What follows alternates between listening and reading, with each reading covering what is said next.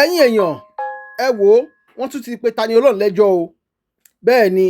àwọn àáfàá ìlú Ìlọrin wọ́n tún ti fẹ́ pe Tani Olohun lẹ́jọ́ kí lohun tó fa ìpèjọ́ kí ni Tani Olohun tún ṣe mo fẹ́ kẹ́ farabalẹ̀ kẹ́ wá lọ gbọ́rọ̀ lẹ́nu Tani Olohun ṣùgbọ́n kẹ́ tó wá lọ gbóhun tí Tani Olohun sọ kí ni ṣé ẹ rò pé ìpèlẹ́jọ́ Tani Olohun ló tún kàn báyìí nílẹ̀ Yorùbá nínú gbogbo ọ̀rọ̀ tó ń ṣẹlẹ̀ lọ́wọ́lọ́wọ́ nílẹ̀ Yorùbá ṣé ẹ rò pé ìpèlẹ́jọ́ Tani Olohun ló kàn báyìí mo fẹ́ kẹ́ wá lọ gbọ́ ohun tó ní Tani Olohun ṣe àti èsì tí Tani Olohun fọ̀ lórí ọ̀rọ̀ náà ẹ wá lọ gbọ́ ohun tó sọ. kábíyèsí Olódùmarè kábíyèsí Ifá akí ogun ìlú ìfẹ́ Tani Olohun káàkiri àgbáláyé pátápátá bó tẹ fi wo òní fọ́ èyí tẹ fi ń gbé òní di láṣẹ lọ́wọ́ Olódùmarè láṣẹ lọ́wọ́ Ifá gbogbo ènìyàn mọ̀ tó gbà mí o ẹ gbà mí o ẹ rà mí kalẹ̀ ní àná mo tún gba lẹ́tà láti Ìlọrin o ṣe pé wọ́n fún mi lẹ́tà o mo rí lẹ́tà àtẹ̀jíṣẹ́ lórí péèjì àwọn lọ́ọ̀yà àwọn Ògo Ìlọrin èyún lọ́ọ̀yà tán pè lájàsá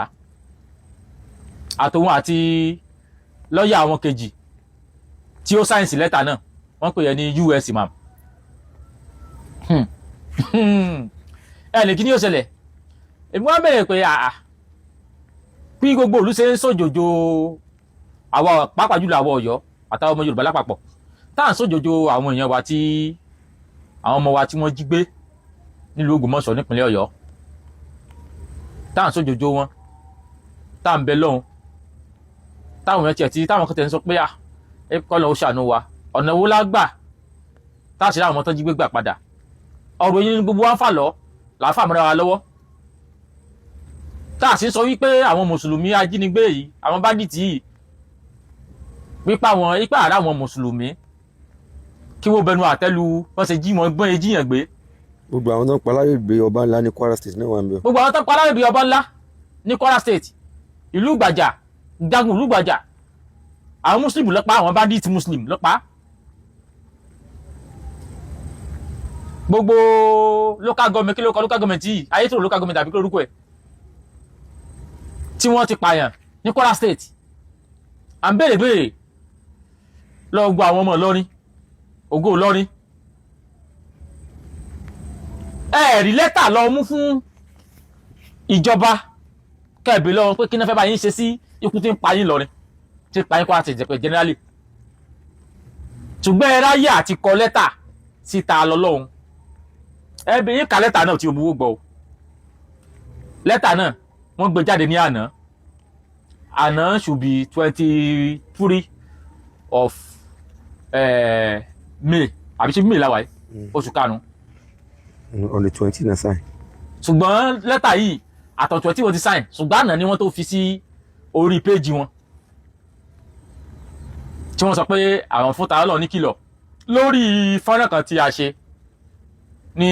ìgbà ọdún ìtúnu àwẹ̀ tá a pé ifá òwá kíbárú láìlà ìlàlá ò ní wọ́n sọ̀rọ̀ ní lórí. Ifá o Ajagunmale. Ifá o Akíbárú. ètò tí wọ́n gbé tó wá dòbí jù ni pé ó wá tó àsìkò ó tún wá bọ́ sásìkò táyé tí ẹ̀yin Fúlàní yìí mùsùlùmí tẹ̀ wá jẹ́ àwọn agbé nípìnlẹ̀ Ọ̀yọ́ gbogbo ọ̀rọ̀ tá a wá sọ síwájú nípa àjínigbé tẹ́ẹ̀ mùsùlùmí Fúlàní òfò yìí ẹ̀yin dáradára yìí tá à ń fi ẹ̀sùn ẹ̀kàn yìí tá a ní ọwọ́ jẹ́jọ́ ẹ̀ wá rí jẹ́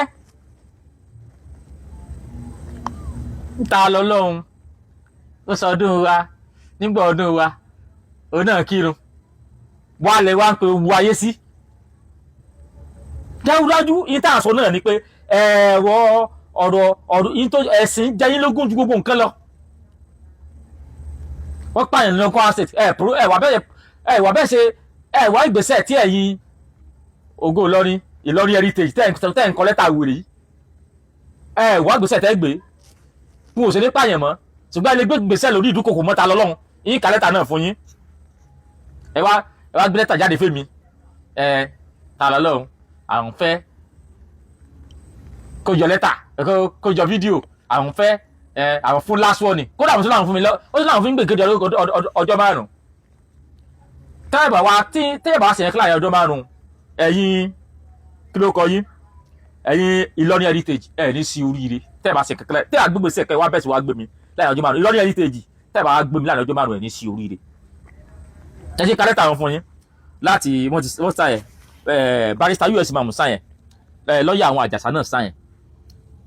lẹ́tà yẹn on 20 May 2026 ni wọ́n kọ but àná 23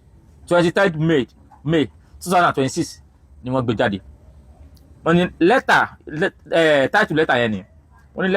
lẹ́tà demanding for an immediate retraction of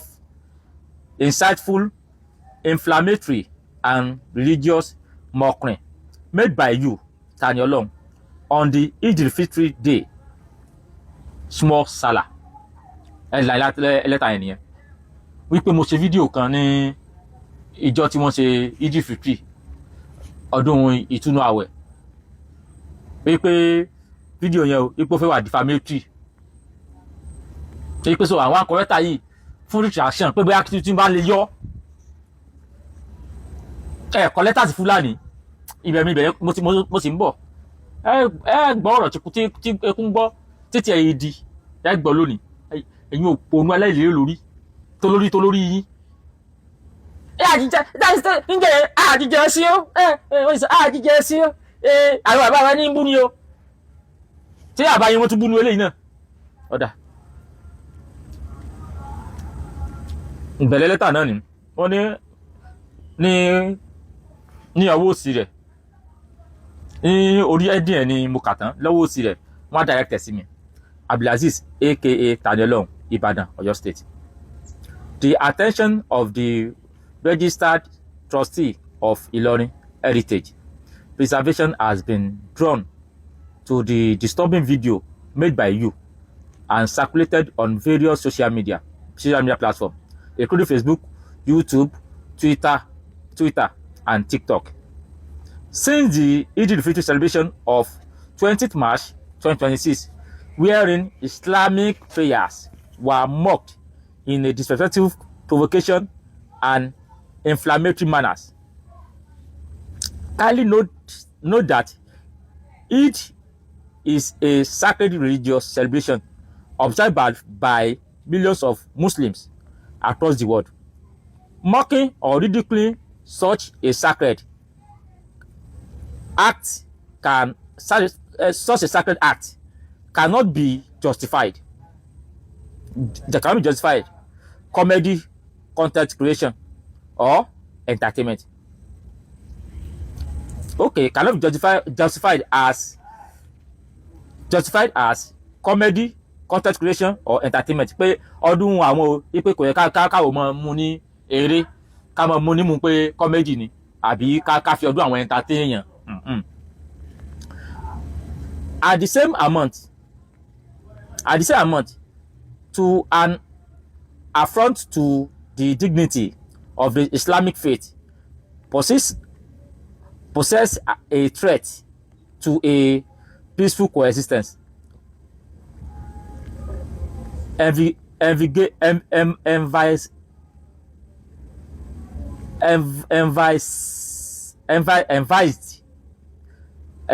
under the Constitution of the Federal Republic of Nigeria 1999 as amended. First page nìyẹn ẹ̀yin ẹ̀ wá lélẹ̀ ẹ̀jẹ̀ ń sún síwájú. Wọ́n ní why the Constitution guarantee freedom of religion and expression such do not extend to insulting, ridiculing or disrespecting the religious belief and practice of others.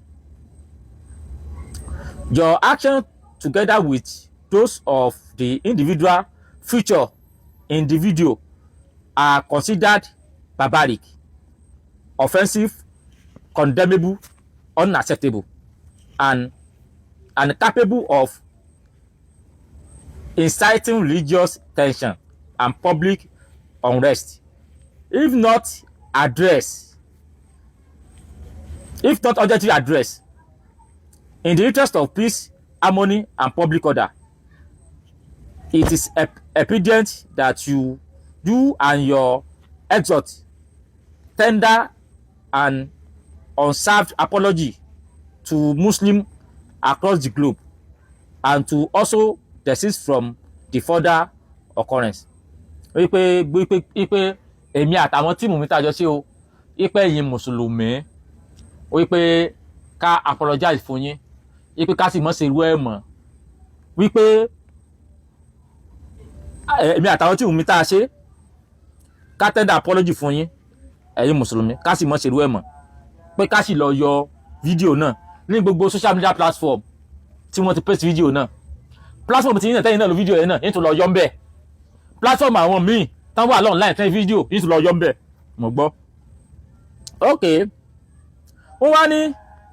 in view of the above association hereby demand that within 5 days of receipt of this letter you should. wọ́n láwọn wá fún mi ní ọjọ́ 5 tí mo ti rí lẹ́tà yìí wípé mo gbúdọ̀ you should retract and remove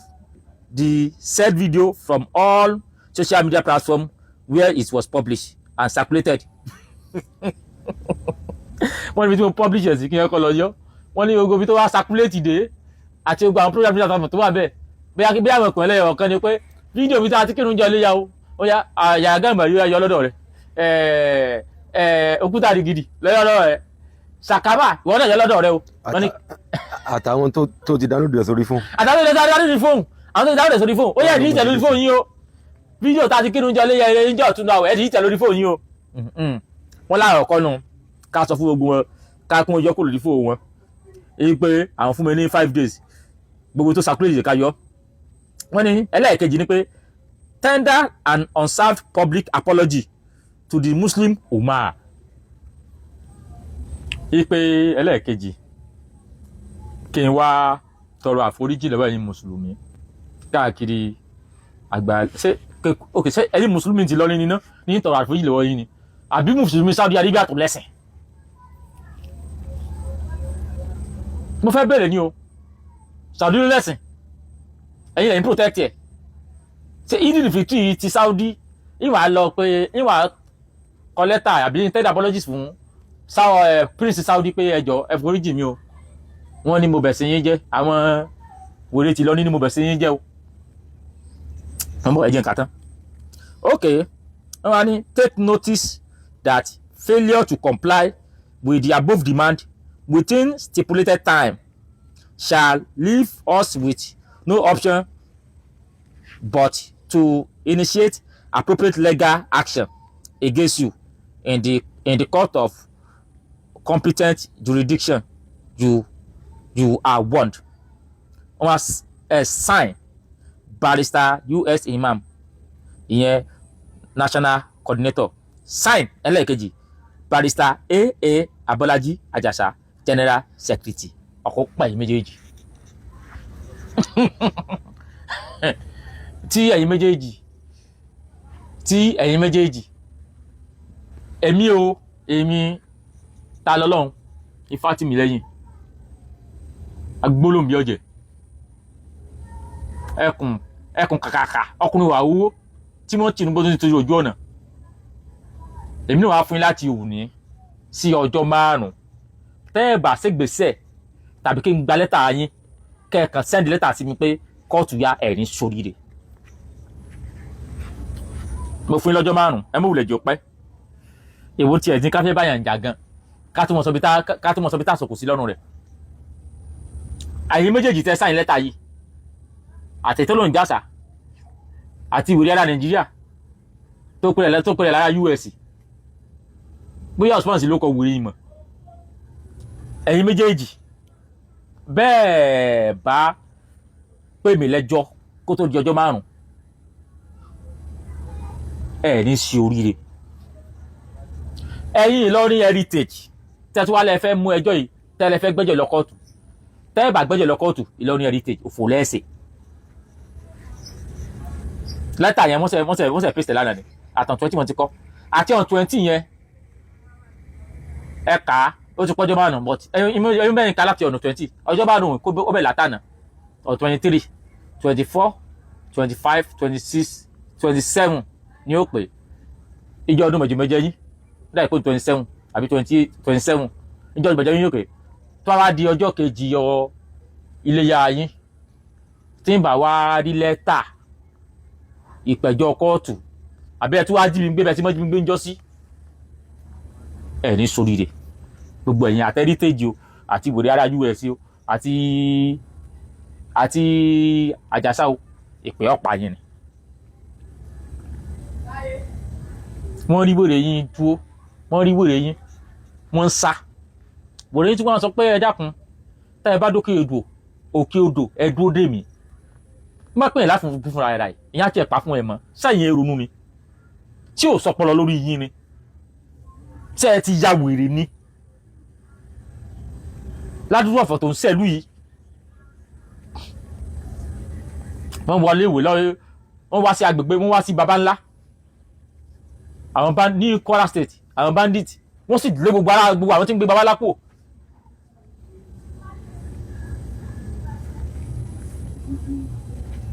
jagun lùgbàjá ọkùnrin wà wúwo ni tọ́lọ̀ máa pọ̀rọ̀ Fúlàní báyìí àbí nǹkan kan yóò sáré gidigidi wọ́n pa jagun lùgbàjá wọ́n wà lùgbàjá ní Kwara State wọ́n lé wọn dànù wọ́n ti gbàgbé orúkọ ìlú Yorùbá wuyì ní Kwara State náà ni wọ́n lé gbọ́ ara rẹ̀ ibi ò ṣe gbé mọ́ Ìlọrin Heritage lẹ́tà wo ló jáde láti ọ́fíìsì yín pípé tó jáde sí ọbẹ̀ ọ́fíìsì Boko Haram ni o bí ọ́fíìsì state government ni o àbọ̀dọ̀ ogun mi láti béèrè pé ẹ dákun wọ́n ń pa àwọn ará Kwara State ẹ dákun ẹ ṣàánú wa kò mọ̀ sí ìgbésẹ̀ tí sí moyé sọ̀rọ̀ nígbà wàá sọ̀rọ̀ wọn kàn sára ní pé wọn ètò mùsùlùmí o bandit ni wọn o tí a mọ̀ pé gbàtà gbé mi jọ́sí náà yìí tán sọ náà ní pé àwọn òjà fẹ́ sí o àwọn àbá wa tó bú ni o a sì gbọ́dọ̀ protect orúkọ àbá wa ìsìn báyìí wọ́n wúlò tí wọ́n ti lè wúlò àwọn yóò ti wá ìgbà ẹ̀sìn wọ́n wúlò jáfẹ́ sí tààrà báyìí tí wọ́n fẹ́ jáfẹ́ sí ẹ̀sìn tá a lè fẹ́ jà fún gan-an sẹ́sìn bàbá yín ni àbẹ̀sìn Lárúbáwá torí èmi rò pé bóyá ti Saudi Arabia ní ti gba lẹ́tà ni bí i Saudi Arabia ní ti gba lẹ́tà wípé látọ̀dọ̀ Prince Saudi o wọ́n ní ọmọ kan wà Nàìjíríà ta lọ́lọ́run o nínú Ìbàdàn ẹ̀sìn bàbá mi o Prince Saudi kò síbẹ̀ pẹ̀ ẹ̀sìn bàbá mi o ẹ̀sìn bàbá mi mọ̀ ọ̀ ń bàjẹ́ o mọ́ bẹ́ẹ̀ sìn mi jẹ́ mọ́ o àrí lẹ́tà láti bẹ̀ ókè dájúdájú èmi tí mò ń mọ́ọ̀kì